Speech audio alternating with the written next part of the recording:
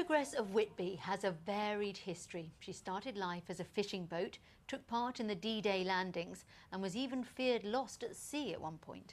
Her whole story started 75 years ago, when now she's going home to Whitby, thanks to 18 months of hard work by a man from Cambridgeshire. Heading home, a little boat with big history. At the helm, Robin Dunn, a retired marine engineer who rebuilt her. Structurally, she was quite sound. There was a period when there was none of the laid foredeck that you can see out there, none of the wheelhouse. This was just a large hole covered in canvas. All the engine, her old engine was taken out, which wasn't her original. Pretty much everything. All that's left now is the refit internally. Destination Whitby, 3 days away, where in the 30s she worked as a fishing boat. Since then she's been lost and found, converted into a yacht, and at D-Day she was a lookout. She was part of the Royal Naval Patrol Service, so based in Lowestoft, and she would have been anywhere on the East Coast. Her Normandy service was to work on the extremes of the operational areas, and all of the operational vessels, the Allied vessels, would be known, their positions would be known, so anything outside of those positions was treated as unidentified. So she was kind of a listening boat, if you like. A pair of ears for the Navy. This month she's 75, her birthday present being reunited with her old skipper, Sonny Winspear, now 82, who, for one last time, will take her into Whitby. My proud moment will be to stand behind somebody with the experience and knowledge of the water and the sea and of progress of Sonny and just see her take her back home. And after Whitby, it's wherever Robin, his wife, and Progress fancy. Mike Cartwright, BBC Look East, Whitby. A lovely picture that is. Now, if you've ever been in the saddle of a Penny-Farthing, you will know it's not easy. Getting on is tricky. Getting off is worse. So you have to admire the spirit of charity fundraiser Callomom from Suffolk. He's about to take one all the way from Land's End to John O'Groats. Kevin Birch has been to meet him. It's all rather fitting. A man with an incredibly long name, Count Martin Callie von Callomom, training for an incredibly long journey, 1,000 miles in just 18 days.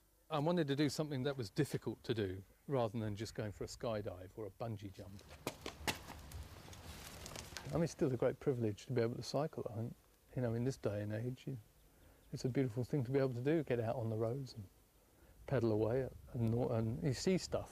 You know, when you're on one of these, you're quite high up. It's better than Google Street View, you know, you can see into people's bedroom windows, you can see over hedges. He'll be riding this Grafton Ordinary, built in Essex in 1885. Callie originally took to the saddle 15 years ago. But what sparked the passion? Low-level flying, I think. I couldn't get my pilot's licence, so this was about as high up as I could get without a licence. What does it feel like when you're up there? Low-level flying, pretty much. To be fair, he was riding incredibly slowly so I could keep up. Flat out, the top speed is 35 miles per hour. But Callie isn't just a keen cyclist, he's a collector too.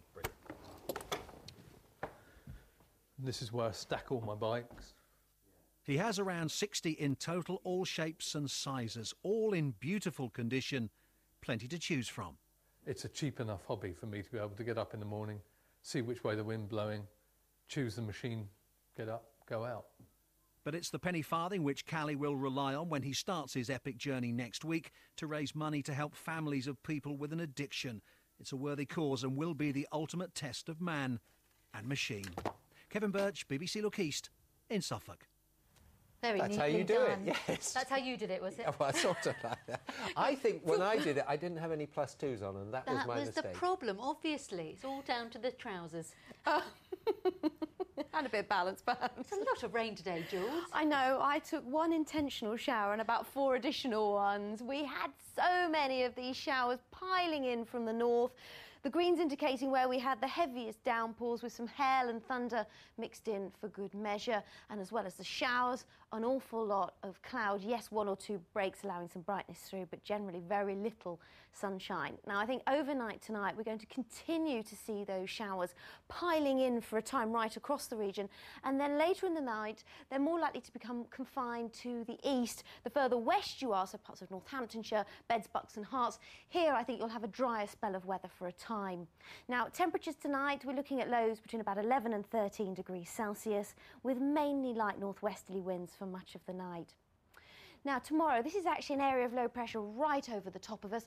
This weather front that brought us the showers today will pull away gradually to the west, and as that happens, we should see the showers following it. So I think we start off with a good scattering of showers right across the region. Again, some of these heavy, possibly thundery too, but as that weather front pulls away to the west, it should take these showers with it, and there's a better chance of seeing some drier and brighter weather pushing in from the east, with more in the way of sunshine and just a few isolated showers towards the end of the day. So temperatures tomorrow, a degree or so higher than today. Today we only got up to about 16 Celsius, which is a fairly chilly 61 degrees Fahrenheit. Tomorrow around 19 or 20 degrees Celsius inland, but I think on the coast, on the east coast where we've got that onshore easterly wind, temperatures here a degree or so lower. And those winds starting off easterly, but as the day goes on and that weather front pulls away, I think the winds will become more northeasterly in direction. Now, Sunday, slightly better in the fact that it's looking largely dry. I think the further west you are, the more likely you are to see this cloud breaking to allow some sunshine through. The further east you are, the more likely you are to stay largely dry but largely cloudy, with perhaps some showery rain turning up late on in the day. Monday is looking grotty, showers or longer spells of rain, and then it looks like on Tuesday and Wednesday, showers or longer spells of rain, hopefully a little bit of brightness in between, but all in all, pretty unsettled. Those are your daytime highs. Those are your overnight lows. Have a lovely weekend. Grotty is how I'd sum it up too, I think. Do you remember a few weeks ago we were saying we could do with some rain? Oh, yes. We had enough now, Happy thanks. days. Have a good weekend. Bye-bye. Goodbye.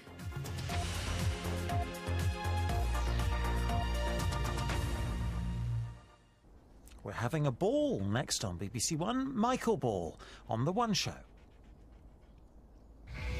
There's a problem with the reactor. I think so. If temperature goes into red zone, there's nuclear chain reaction inside the core. 5 minutes. Why would I have 5 minutes? 10. Uncover the secrets of the deep. Tuesday at 9 on BBC One. Catch up on BBC iPlayer. I'm going to reveal the wrong answer. 101 Ways to Leave a Game Show. Saturday at 6:50 on BBC One. I could be wholesome, I could be loathsome, guess I'm a little bit shy. Why don't you like me, why don't you like me without making me try? Celebrity MasterChef continues tonight at 8:30 on BBC One. Catch up on BBC iPlayer.